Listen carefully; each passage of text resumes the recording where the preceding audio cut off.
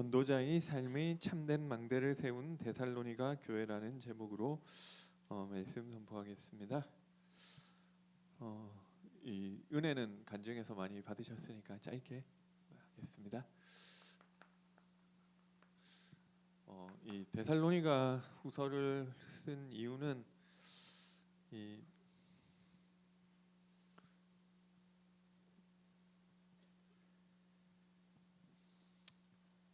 극심한 이 핍박의 가운데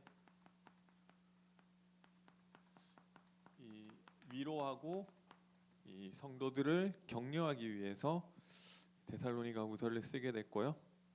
그러면서 이제 사도 바울에게 들려왔던 소식이 이런 소식인 거죠. 이제 예수님이 곧 오실 건데 일은 해서 뭐 하고 공부는 해서 학교는 다녀서 뭐 하고, 그래서 이 어떻게 보면 이 게으른 자들을 경고하기 위해서, 꾸짖기 위해서 크게 이제 두 가지 목적을 가지고 데살로니가 후서를 썼다고 할 수 있고요. 그래서 우리에게 하나님 자녀인데 우리에게 문제가 안 올 줄 알았는데 어려움이 온다는 거죠. 어떻게 보면 데살로니가 교회도 왔고 그 예수 믿기 전에 이 영적인 부분의 어려움은 아니지만 어떻게 보면 육신적으로 더 어려워지는 일들이 이 데살로니가 교회 구성원들에게, 대부분 구성원들에게 그런 일이 있는 거죠. 그래서 막 우리만 예수 믿고 나서 왜 이런 환란이 오고 어려움이 오고, 내가 마치 신명기를 읽어보면 어려움이 하나도 안 오는 것이 신앙생활을 잘하면 어려움이 하나도 안 와야 될 것 같지만 사실 그렇지 않다는 거죠. 그래서 이 환란의 의미는 하나님 나라의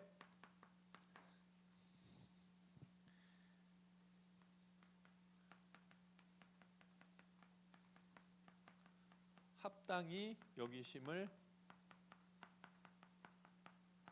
받은 표시이기 때문에 이것은 너희에게 나쁜 것이 아니라 좋은 것이다. 그래서 이 1장 5절에 보니까 이는 하나님의 공의로운 심판의 표요 너희로 하여금 하나님 나라에 합당한 자로 여김을 받게 하려 함이니 그 나라를 위하여 너희가 또한 고난을 받느니라. 그래서 하나님이 쓰시는 사람들은 거의 예외 없이 누구나 다 어려움을 겪었던 것 같다. 그리고 그렇지 않으면은 우리가 만들어지지를 않고 자라지를 못하는 것 같다. 그래서 왜 하나님이 나에게 이런 어려움과 이런 문제를 주시느냐? 아무나 주시는 것이 아니라 하나님 나라에 합당히 여기심을 받은 표시로 주시는 것이다. 그래서 사실은 하나님은 그 문제를 통해서 나를 성장시키기 위해서 주시는 것인데, 그 문제 때문에 하나님을 원망하고 내가 그 자리에 넘어지고, 그리고 그것 때문에 불평하고 이러니까 계속 안 통하는 거죠. 하나님은 우리 안 좋은 가정 환경을 통해서 나의 영적인 부분을 성장시키기를 원하시는 것이고, 내가 늘 있는 반복되는 문제를 통해서 내가 복음을 알게 하기를 원하시는 것인데, 그게 이 저주가 아니고 재앙이 아니라는 거예요. 그래서 이게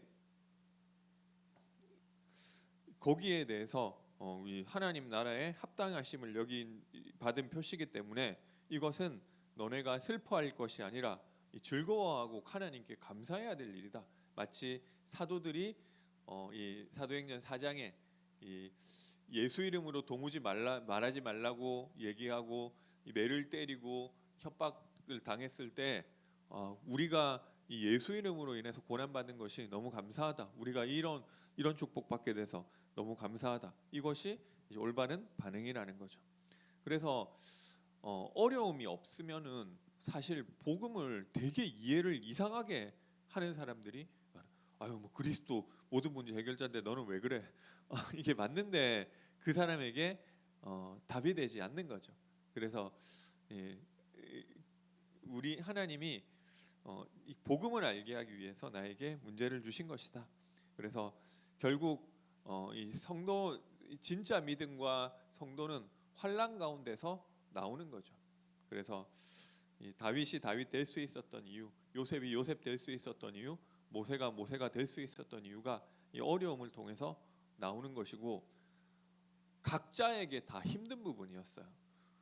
그러니까 우리는 어떻게 생각하느냐면 아유 지금 저 집사 당하는 저 문제는 아무것도 아닌데 저거를 아유 불신앙하고 있다고. 근데 그러면 자기는 믿음 고백하고 있냐? 다른 문제 때문에 나도 똑같이 불신앙하고 있는데 이 그분이 상대방이 당한 문제는 그 아무것도 아닌데 그렇게 이야기를 하는데 근데 각자에게 다 어려운 문제예요. 그래서 뭐라고 할 수는 없는 것 같아요. 물론 뭐 이게 다 어려움 당하는 게 다 똑같지는 않겠지만 그래서 하나님께서 나를 만들어 가신다.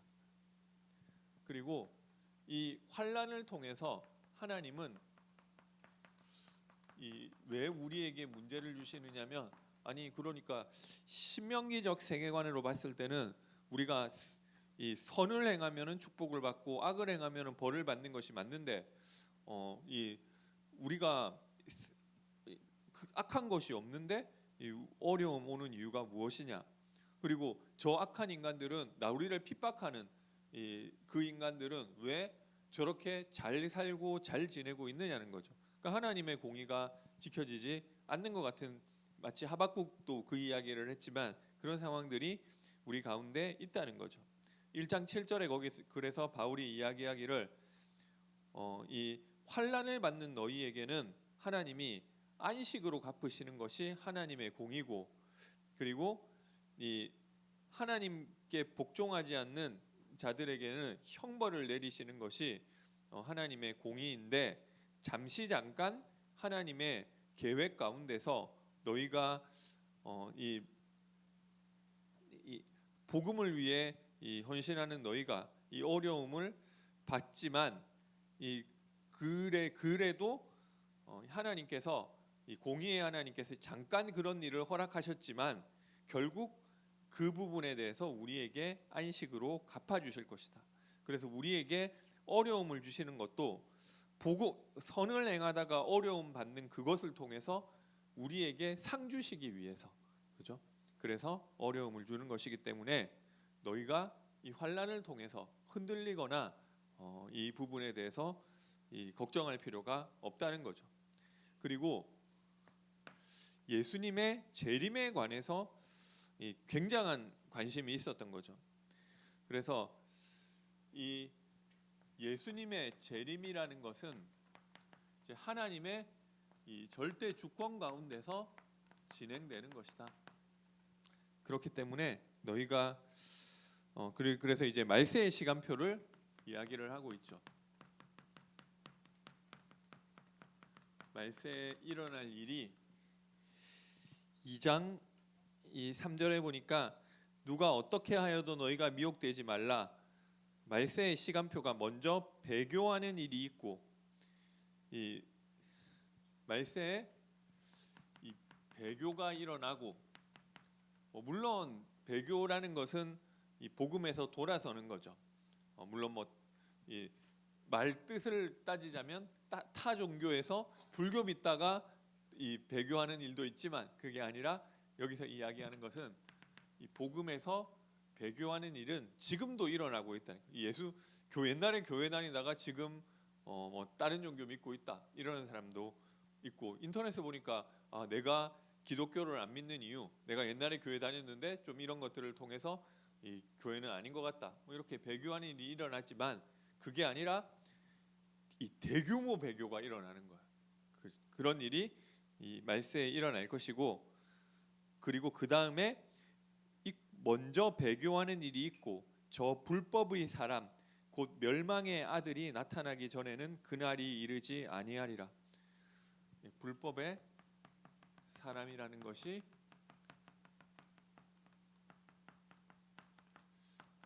나타나게 된다.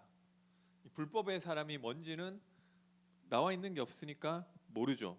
그러나 뭐 어떤 사람은 히틀러가 불법의 사람이다. 아니면은 이 네로 황제가 불법의 사람이다. 뭐 이 여러 가지 신학자들의 이야기가 있었지만 이게 뭐 사람인지 뭐 어떤 이 뭐 천사인지 뭔지 뭐 사탄인지 모르겠지만 어찌 됐건 이 불법의 사람이 뭐 말하자면 이 일종의 적그리스도죠.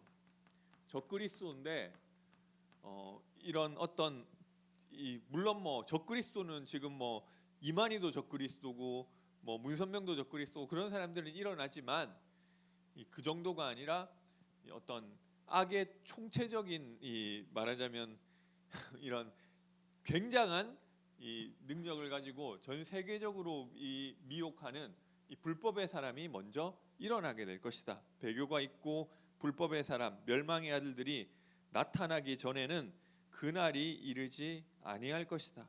이게 말세의 시간표가 나와 있는 거죠.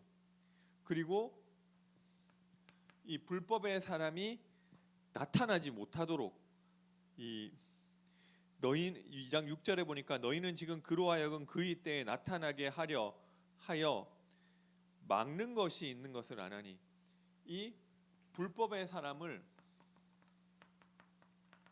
이 나타나지 못하도록 막는 자가 있다고 하였습니다. 그러니까 이게 뭔지는 잘 몰라요. 옛날에는 이거를 어떻게 뭐 초창기 교회에는 뭔가 이 적그리스도가 나타나는데 막는 것이 로마 제국이다 뭐 이렇게 보기도 했어요. 그래서 로마 제국이 멸망하지 않도록 우리가 기도해야 된다. 그래서 로마 제국이 있는 한 이 불법의 사람이 나타나지 못한다. 뭐 이렇게 믿었는데 지금 로마 제국은 망했지만 뭐 그런 건 아니라는 거죠. 이게 뭐 막는 자는 또 뭔지, 이게 천사가 맡고 있는 건지, 뭐 어떤 이 말 그대로 로마 제국이 맡고 있는 건지, 아니면은 어떤 존재가 맡고 사람이 맡고 있는 건지 뭔지는 잘 몰라요. 그렇지만 뭐 지나 보면 이런 것들은 아는 부분인 것 같아요. 말세 이런 시간표가 불법의 사람이 나타난 이후에야 그날이 오게끔 돼 있고 이 불법의 사람이 지금 나타나지 못하도록 막고 있는 자도 있다. 그러나 이 모든 것이 이 8절에 이 7절에 보니까 막는 자가 있어 그 중에서 옮겨질 때까지 하리라. 이 막는 자가 옮겨지는 일이 벌어진대요. 그러면 불법의 사람이 막 나오려고 하다가 막는 자 때문에 못 나오는데 이 막는 자가 옮겨지고 나면 이 불법의 사람이 출현을 한다는 거죠. 그래서 이 말하자면 어떻게 보면 이 요한계시록에 나오는 대환란의 어떤 시대가 오게 될 것이다. 그런데 이 8절에 보니까 이 불법의 사람이 나타나게 되는 것, 그러면 큰일 아니냐?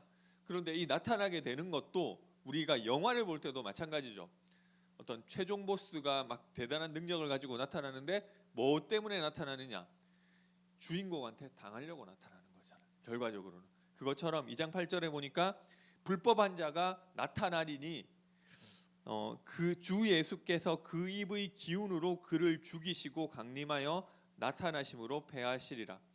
그래서 뭔가 불법의 사람이 굉장한 이 권능을 가지고 나타났을 때에 8절에 주 예수께서 그 입의 기운으로 그를 죽이시게 되고 그와 동시에 그리스도께서 강림하여 나타나심으로 패하심으로 이 구원의 이 말세의 시간표가 그 시나리오대로 진행된다는 거죠.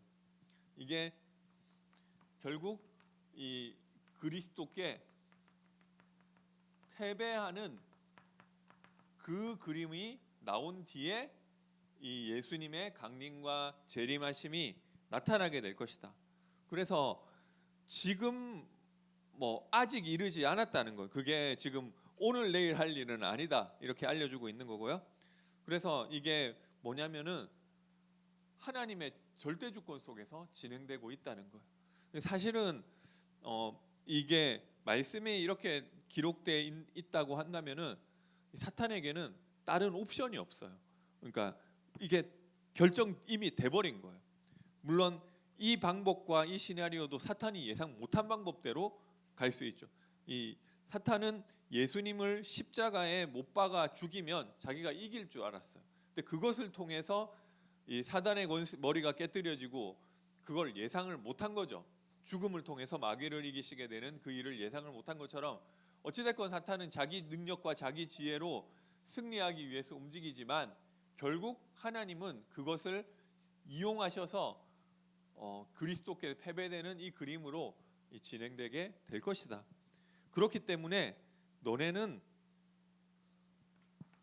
뭐 이런저런 것에 흔들릴 필요 없고 굳건히 서면 되는 것이다. 그리고 2장 15절에 굳건하게 서서 말로나 우리의 편지로나 가르침을 받은 전통을 지키라. 그래서 가르침을 따르면 된다고 하는 것입니다. 그 승리가 정해져 있다는 거죠. 그래서 우리가 재림에 대해서도 늘 좀 이게 저도 기존교회 생활을 하면서 재림하면 뭔가 좀 두려운 그런 거였었던 것 같아요. 나는 아직 오늘 밤에 예수님 오시면 어떡할래? 그러면은 나는 너무 이제 죄짓고 이상하게 살고 이랬는데 오늘 오면 안 될 것 같은 거예요.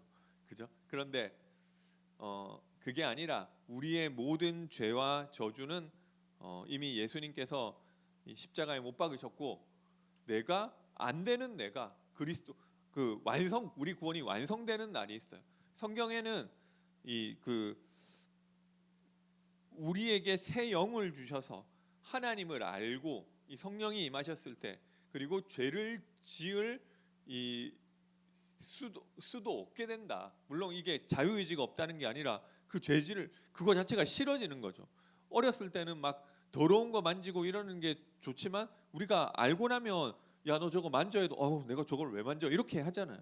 그러니까 막 이게 못하는 게 아니라 그게 그렇게 하지 않게 된다는 거예요. 근데 이게 언제 그렇게 되느냐?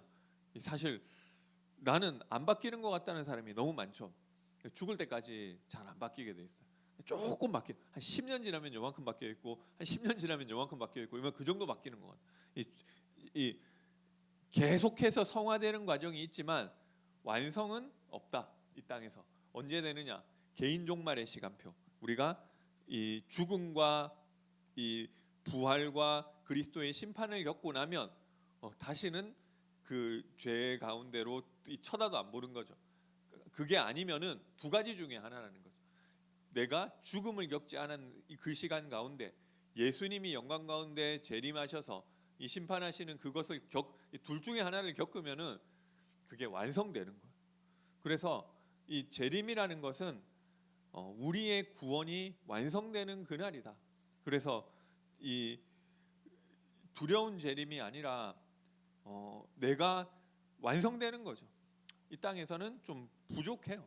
내가 복음 위에서 살아야지 하지만 또 조금 넘어지고 그 말은 원래 인간은 부족하니까 나는 계속 부족하게 있어야지가 아니라 계속해서 우리는 이 그리스도가 주인 되는 방향으로 가지만 우리의 이 연약함 때문에 또 넘어지고 또 복음 또 그리스도 붙잡고 또 일어나고 이 싸움을 계속 한다는 거예요. 근데 언제 그게 완성되느냐? 재림하면 완성된다. 내 마음과 생각 자체가 완전히 바뀌어진다는 거예요. 그렇기 때문에 이것을 우리의 두려운 재림이 아니라 우리가 소망을 두는 것이고 이 재림이라는 것이 우리 신앙에 결국 유익을 가져다 준다는 거죠. 예수님의 재림으로 우리 목표점이 있으니까 우리가 힘을 낼 수 있는 거잖아요. 그래서 뭐 운동장 내가 20바퀴를 돈다. 근데 내가 이미 한 15바퀴 돌았다. 그러면은 진짜 힘들어 죽을 것 같은데 5바퀴 더 돌 수 있다니까요. 근데 그냥 돌으라고 하면 몇 바퀴도 없이 그냥 너 지칠 때까지 돌으라고 하면 오히려 20바퀴를 못 돌아. 한 10바퀴 좀 넘어 돌면 힘들어 퍼진다니까. 그래서 이게 예수님의 재림으로 역사가 끝난다는 것은 끝없는 싸움하는 것이 아니라 끝이 있는 거라는 거예요. 무슨 뭐 밑빠진 독에 물 붓듯이 맨날 이러는데 이 뺑뺑이 돌고 이 반복되는 삶이 아니라 우리의 신앙의 끝점이 있는 것이고 그때까지 우리가 분투하면 하나님께서 그것을 갚아주실 것이다. 그래서 말세의 시간표가 이렇게 진행된다고 성경에서 이야기하고 있죠. 요한계시록에 나오는 내용과도 다른 내용은 배치되는 내용은 아니죠. 그래서 그렇다면 그 재림을 기다리는 삶은 어떤 것이냐? 이 복음을 변질하지 말아라.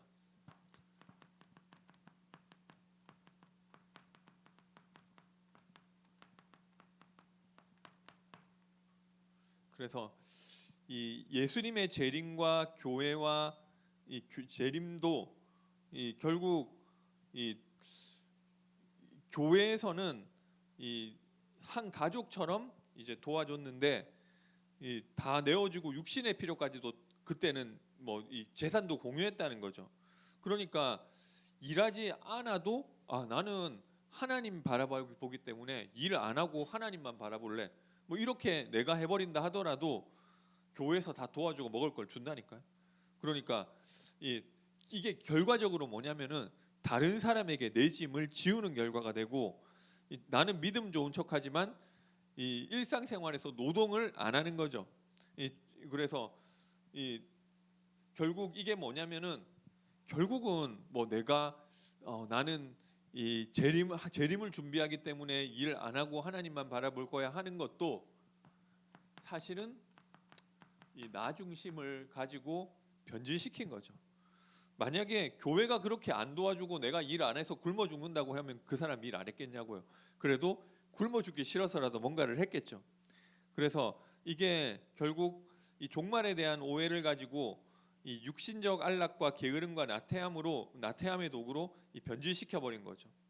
그래서 진짜 이 주님을 바라보는 삶이라는 것은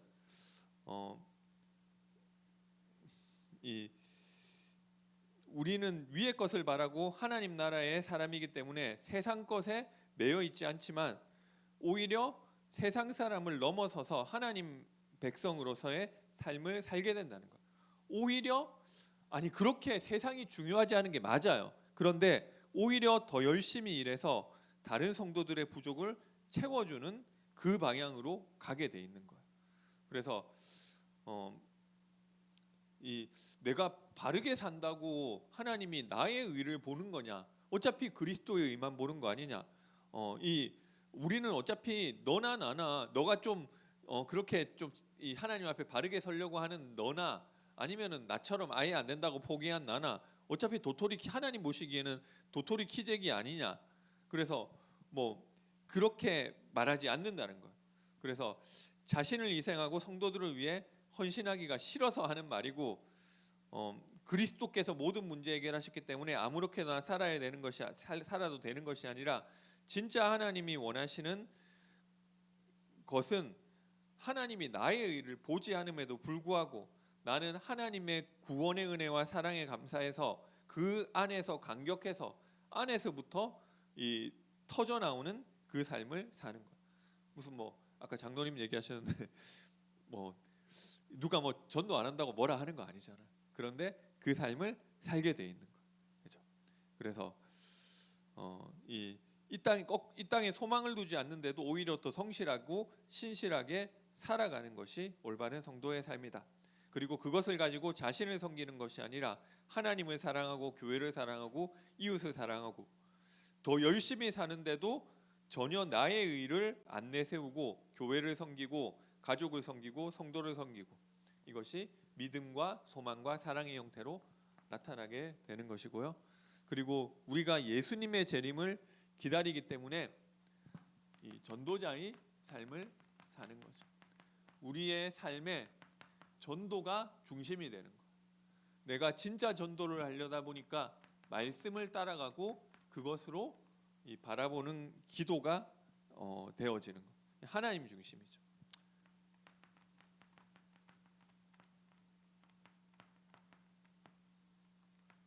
그리고 내가 연약한 부분이 발견될 때마다 그리스도가 주인 되도록 자발적으로 갱신하는 은혜가 있는 줄 믿으시기 바랍니다. 그래서 결론 말씀드리겠습니다.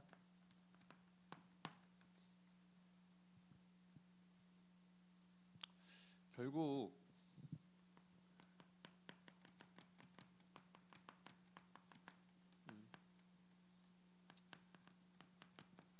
우리가 하나님 중심으로 사는 것이 예배 성공이고요. 우리의 삶 가운데 전도자의 삶이 회복되어야 하겠습니다. 내 삶 가운데 전도가 있는 거예요. 그리고 하나님 주시는 말씀을 붙잡고 그것으로 기도하는 이 사모늘 속으로 들어가게 되시기 바랍니다. 마지막으로 여름 스케줄을 위해서 기도해 주시기 바랍니다.